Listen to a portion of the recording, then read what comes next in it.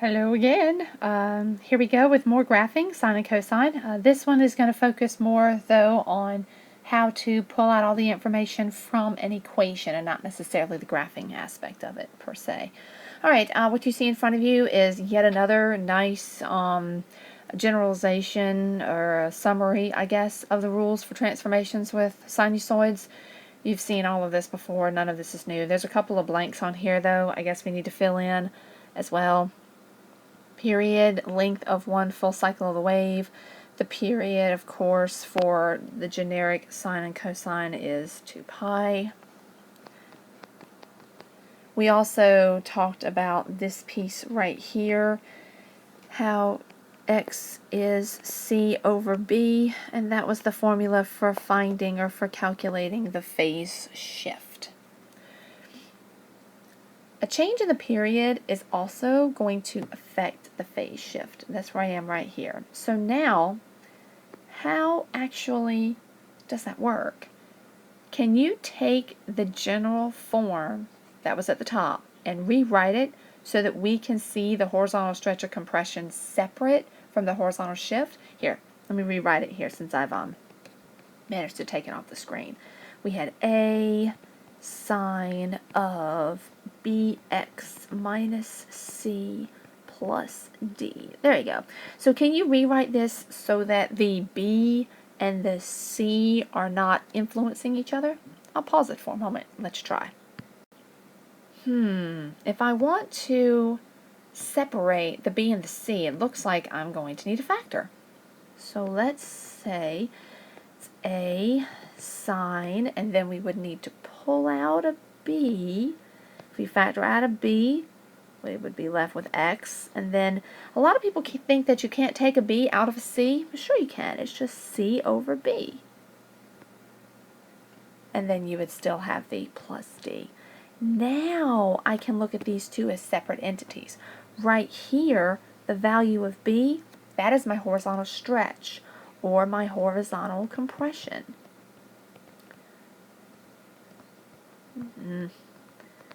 And the value of the value of c over b, this guy right there, is my horizontal shift.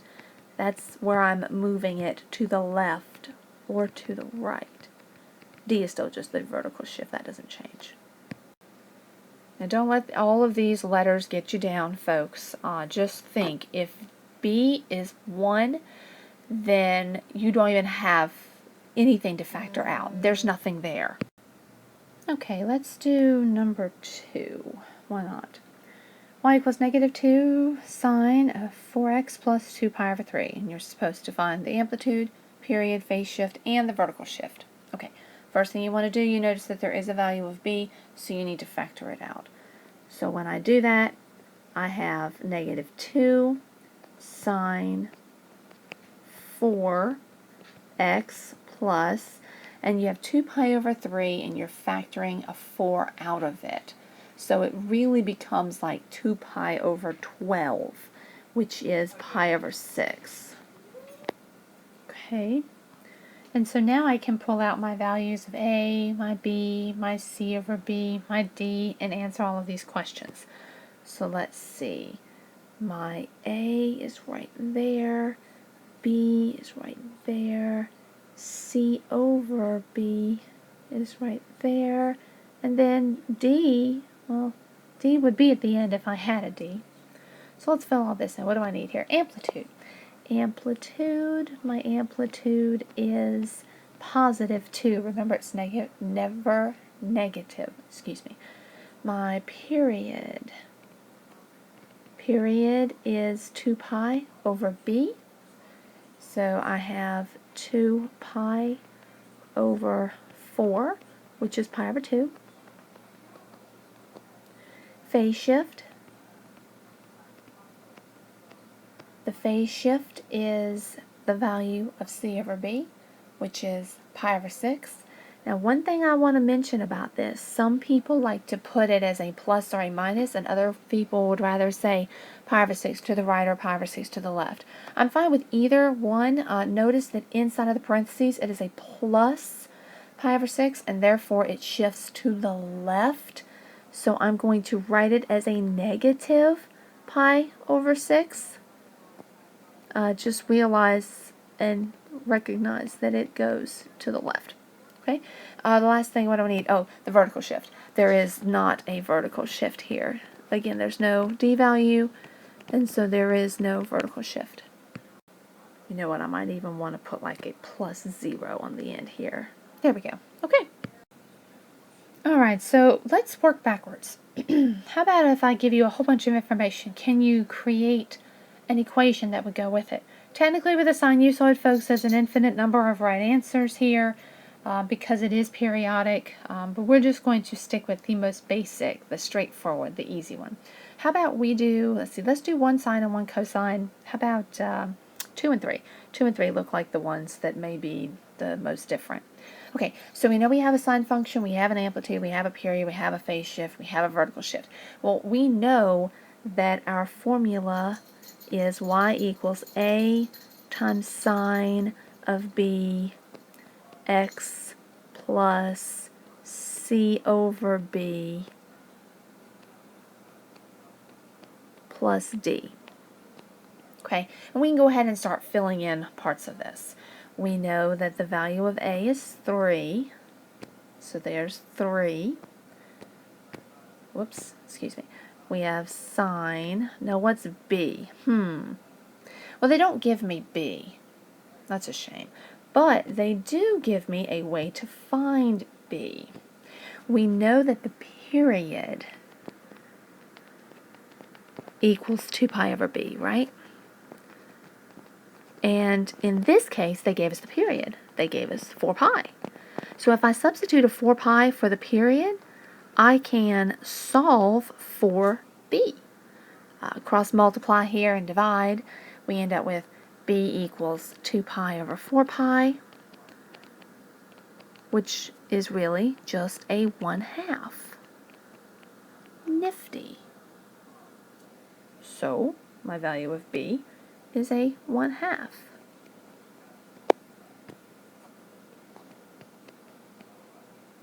C over b. Well, they give me the phase shift straight away. You guys see that? See how they give me the phase shift? It's right here. So I don't have to worry about getting fancy with the math. In this case, they give it to me. But remember, it is a positive number, and therefore I substitute it in with the opposite sign.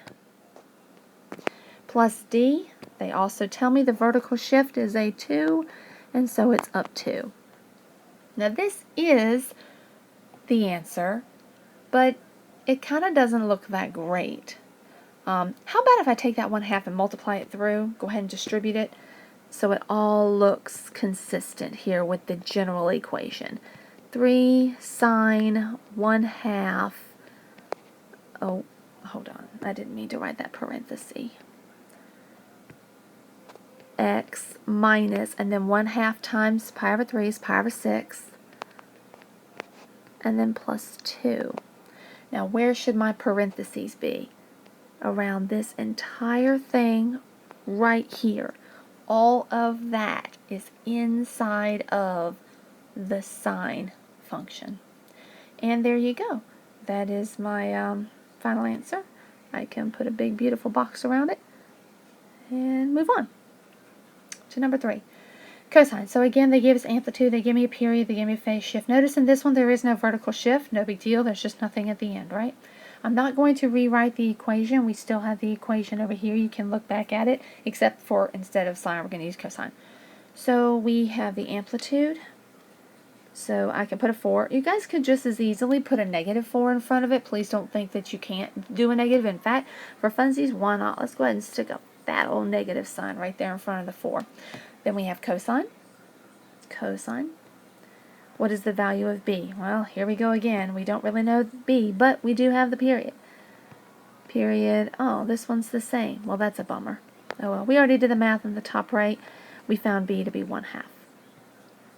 So I can plug in a 1/2. Let's see, 1/2. And then x. Again, they gave me the phase shift. It is a positive value, so I substitute it in with a minus sign. And there you go. That's my answer. I would really prefer to have that 1/2 multiplied through, so I'm going to take a minute and go ahead and do that. Cosine 1/2 x minus pi over 4, making sure that all of this remains in a parenthesis, and there you have it. Nothing to it. The last example I'm going to do will be number 5, and the thing about sinusoids, folks, is that if you really think about it and you understand the way these trig functions work, cosine is nothing more than a shift of sine pi over 2 units over.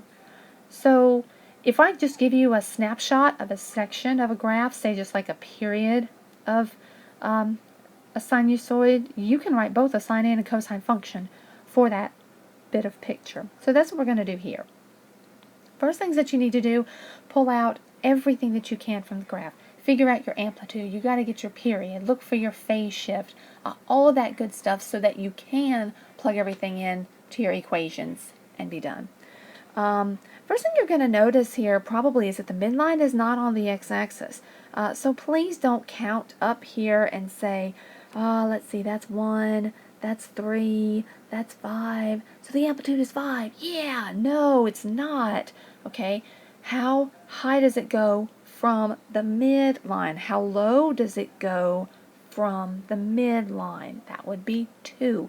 The amplitude here, the value of A, is a 2. Period.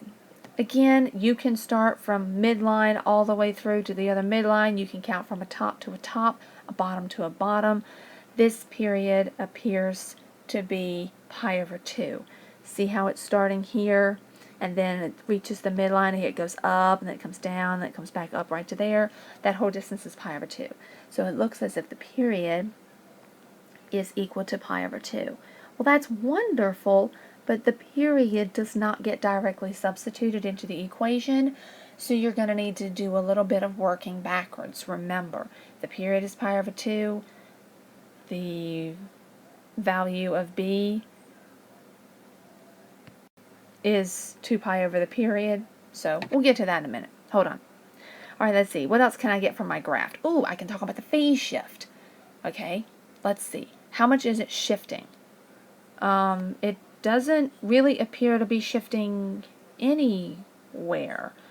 If you think about it, I'm still, excuse me, I've got a dot right there on the y-axis, starting from 0. Everything looks pretty good. Okay.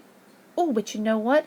I didn't yet write down the fact that the midline moved. I knew it did. I recognized that when I talked about the amplitude, but I need to write that down as a vertical shift. Let's see, vertical shift. What's the vertical shift? The vertical shift is up. How much did we go up? Looks like we pushed it up 3 units. Because again, if I want to think about this as being sine, it would normally be at the origin, but it's been moved up 3 units. All right, I think we've got pretty much everything that we need here. Oh, I need to find the value of B, don't I? I just said that and I didn't write it down. So if I know that the period is 2 pi over B, and I know in this case the period is pi over 2, again, you can solve for B. So B is 2 pi divided by pi over 2, which is just the value of 4. If fractions are confusing, again, ask me in class, I'll write it out. Or you can just pick up a calculator and punch in 2 pi divided by the quantity, pi over 2, boom, hit enter, you get 4. Yay! So now I have A, now I have B, now I have my vertical shift. I'm good to go. I don't have a phase shift. You can even write that down too somewhere if you want to. No phase shift. Write down as much as you need, folks, for success. Alright, let's do this. So let's switch colors here. We have the sine function, and then we have cosine. Let's see how much I can squeeze in here. Y equals A times sine of, let's see, what was my B value? Where's B? 4. And then I had, ooh, you know what? I didn't have a phase shift. So you could probably leave that out if you want to. That's kind of silly to write that in there. But, you know, for video purposes, maybe it's not a bad idea. So cleaning this up because now it looks stupid. y equals sine, woo, sine, gosh, knows, 4x plus 3. Woohoo! So there's my sine answer. For cosine, same idea, and in fact I can probably even skip that middle step if you guys want to. That would be fine. Oh, no, wait a second. Something weird's going to happen here. Because if I go back to the very beginning and I think about cosine, cosine normally starts right here, doesn't it? Yeah. And you know what? This cosine graph doesn't start there.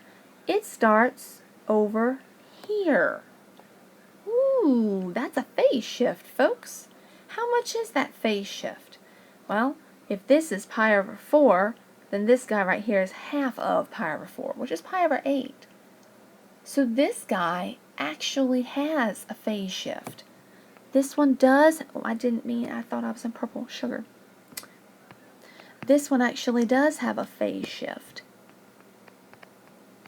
of pi over 8. Huh. That's interesting. And that's going to trip some of you up. Remember, just because sine doesn't have one, cosine has to have one. It's a shift. Amplitude, same. Period, same. Vertical shift, same. The only thing that really gets affected here is that period. Value of b is also the same. Okay, so when I write out my answer here, I have 2 cosine 4x. Ooh, it shifted to the right, so I have to put it in as a minus pi over 8 plus 3.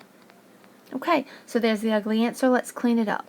Y equals 2 cosine. 4 times x is 4x. 4 times pi over 8 is pi over 2 minus pi over 2 quantity, and then a plus 3. And there we go. There is our cosine equation for the exact same graph.